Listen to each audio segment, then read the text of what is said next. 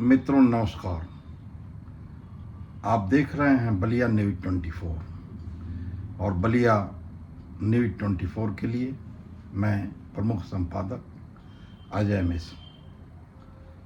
जैसा कि आप देख चुके हैं, बीती रात हत्या के प्रयास के 2 अभियुक्तों को कोतवाली पुलिस ने 2 स्थानों से मुठभेड़ में गिरफ्तार किया। पहले चेकिंग के लिए रोका, फिर वो भागे। पुलिस ने भी पीछा किया, उन्होंने पुलिस पे फायर किया। जवाबी कार्रवाई में पुलिस ने भी फायर किया और एक व्यापारी नेता और एक बेदुआ निवासी शिवजी गुप्ता पर फायर करने वाले 2 अपराधियों को और उनको ललकारने वाले या उनके साथियों को भी पुलिस ने गिरफ्त में लिया है, हिरासत में लिया है और जेल भेजा है।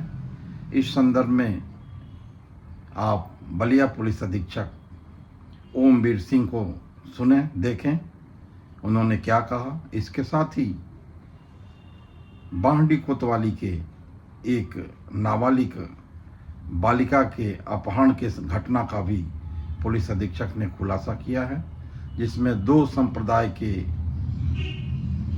नाबालिग लड़की और दूसरे संप्रदाय के एक तथाकथित शिक्षक ने उसका अपहरण किया। पुलिस ने उसको गिरफ्तार किया। अपहृता नाबालिग को भी बरामद कर परिजनों को सुपुर्द किया। आप देखिए पुलिस अधीक्षक ओमवीर सिंह जी को क्या कुछ कहा उन्होंने। जनपद बलिया में शहर में एक व्यापारी नेता अरुण गुप्ता, उनके ऊपर एक फायरिंग हुई थी जिसमें वो घायल हुए थे। उस घटना का सफल अनावरण बलिया पुलिस द्वारा, हमारी जो कोतवाली पुलिस है और स्वाट सर्वेलेंस टीम है, इनके द्वारा किया गया है। ये घटना जमीनी विवाद में एक षड्यंत्र के तहत कराई गई थी, जिसमें शूटर्स को एंगेज किया गया था। इस घटना को कराने में जो मजरूब थे गुप्ता जी, इन्हीं के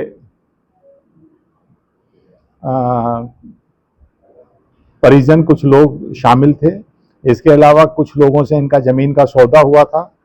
कतिपय कारणों से उस सौदे में कुछ अड़चन आ रही थी, उस कारण से ये की गई थी। तो इस घटना का जो मेन शूटर था वो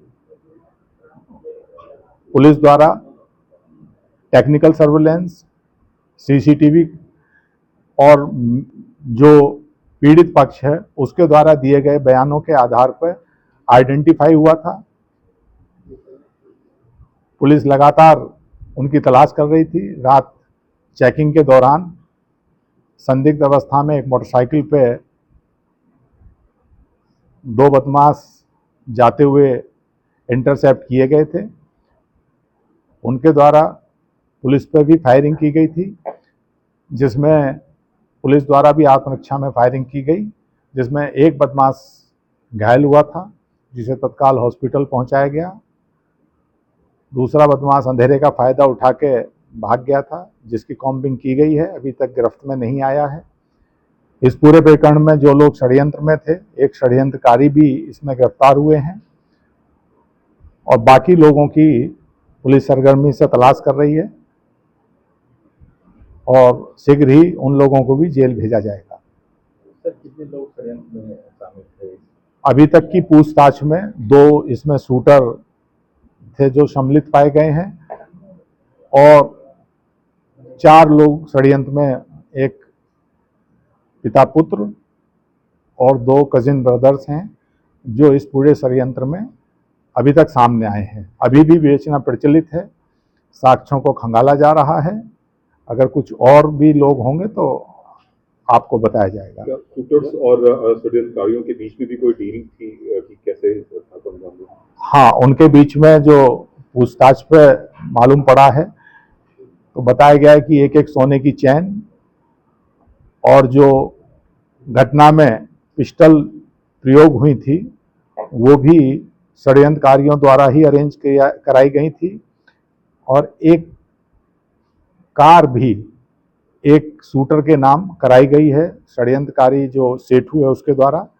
उस पर भी अभी, क्योंकि ARTO के यहाँ से प्रारंभिक पूछताछ में या जानकारी करने पे पाया गया है, बाकी उस पर और अभी विवेचना चल रही है। सर, जो शूटर थे वो किसी और मामले भी आरोपी थे? उनकी अलग अलग आपराधिक इतिहास खंगाला जा रहा है, क्योंकि रात की घटना है। अन्य जनपदों से, अन्य थाना क्षेत्रों से जानकारी की जाएगी, अगर होगा तो उस सब का भी समावेश इस विवेचना में किया जाएगा। एक 19 तारीख में सतनी सराय क्षेत्र में एक दुसाहसिक घटना हुई थी, जिसमें जो शिवजी गुप्ता एक आवेदक हैं, उनके द्वारा ये आरोप लगाया गया है कि रोहित पांडे नाम के एक बदमाश द्वारा उन पर गोली चलाई गई थी। इस मामले में भी जब पुलिस द्वारा गहनता से जानकारी की गई और इन्वेस्टिगेशन को आगे बढ़ाया गया, तो इसमें भी मारने की नीयत से ही जो रोहित पांडे था उसके द्वारा अपने साथियों के साथ मिलकर गोली चलाई गई थी। वो गोली जो पीड़ित है उसको ना लग के वहीं एक गौंड साहब हैं उनके दरवाजे में लगी थी। उसके पूरे फुटेज हैं, वहाँ के प्रत्यक्षदर्शियों द्वारा भी बताया गया है।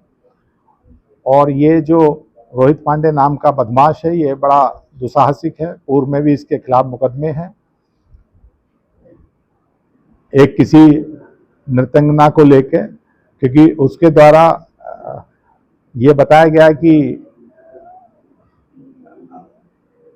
उस नृत्यंगना से जो पीड़ित है कहीं उसके भी संबंध थे, और जिसके द्वारा ये घटना कारित की गई है उसके द्वारा भी। तो जो नृत्यंगना है उसी के द्वारा उसे प्रेरित किया गया था कि वो उसी के साथ रहेगी। यद्यपि वो ऑलरेडी 3 बच्चों की माता है, लेकिन उसने इस दुसाहसिक घटना के लिए उसे दुष्प्रेरण किया उसका, और उसके द्वारा सरेराह ये गोली चलाई गई थी। वो इतना दुसाहसिक था, जब रात में पुलिस द्वारा इंटरसेप्ट किया गया तो उससे समर्पण करने के लिए कहा गया, तो उसने पुलिस पे गोली चलाई। पुलिस द्वारा भी जवाबी कार्रवाई की गई, जिसमें वो घायल हुआ है, उसे भी जेल भेजा गया है। बाकी उसके 2 साथियों की तलाश की जा। बांसडी में एक इंटरफेथ एलॉपमेंट का प्रकरण आया था, जिसमें एक समुदाय का तथाकथित अध्यापक दूसरे समुदाय की एक नाबालिग बालिका को लेके 4-5 दिन से गायब था, जिसके कारण विभिन्न संगठनों के द्वारा रोष भी व्यक्त किया गया था। इसमें बांसडी पुलिस द्वारा सार्थक प्रयास करते हुए टेक्निकल सर्विलेंस के आधार पर इन दोनों को, उस अपराधी को गिरफ्तार किया गया है। बालिका की बरामदगी की गई है, नियमानुसार उसमें कार्रवाई कराई जा रही है।